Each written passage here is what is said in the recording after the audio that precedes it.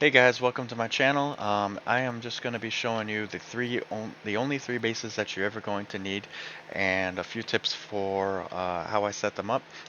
But primarily this video is made for the location of the bases and making sure that you have full productivity of your pals. So the reason behind this video is if you're on a single player server, I'm not sure about multiplayer servers, um, or dedicated servers that are constantly online, but this game in single player servers anyway has a render distance for productivity of your pals. Have you ever, let's say, at a base here and a base here, have you ever fast traveled to this base and then all of the pals just spawned in on the pal box? They haven't been doing any work when you've been gone.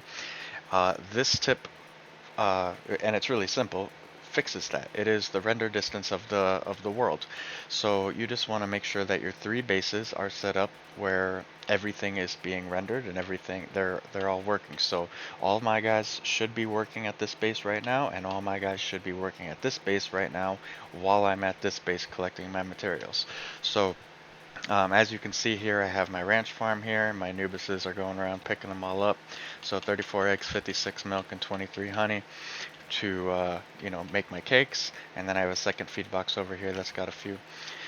I got my logging foreman over here. I can just grab my wood, throw it into the wood chest right beside it. I got all my miners over here mining. I can grab that, throw that into that chest.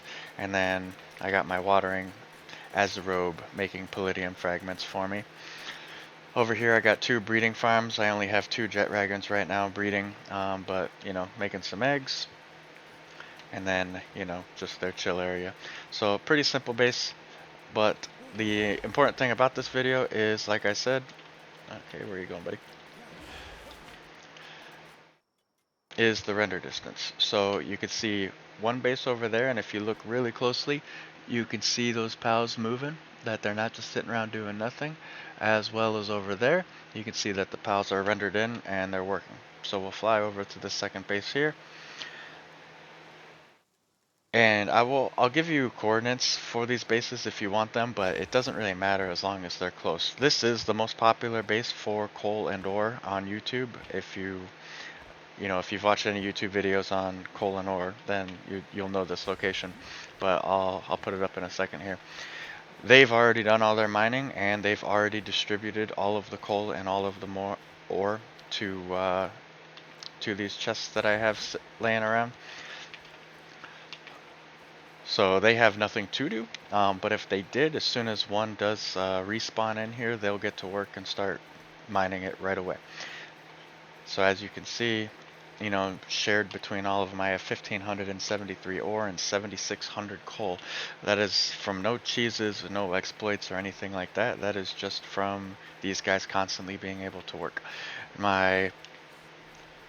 So the most important thing about this base is, if you do want to use this location, is this is a big mound right here. So you want to build a flat surface and have your power box be put in the middle of it, and then you can just put your furnaces up here so they can get to work and start mining them.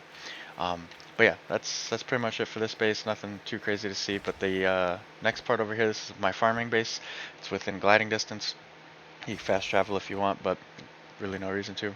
As you can see, everything is rendered in. All my pals are farming, going to work on the lettuce, tomatoes, and the wheat, so they can make salads for high productivity, as well as wheat to be made into flour for the cakes. I do have all of my cake set here, and all my ingredients for cake and salads. That is pretty much the only thing that this base is used for. And then I have my Jormatide Ignis that makes my cakes and makes my salads. So we'll make 148 salads. Jormatide should see that he has work to do and get his butt over here.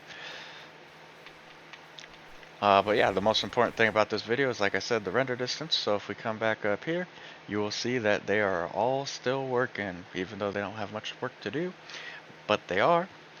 When they do have a job, that's why there is no ore and coal, is because they constantly just knock it out as soon as it gets there, instead of the problem of them not rendering in.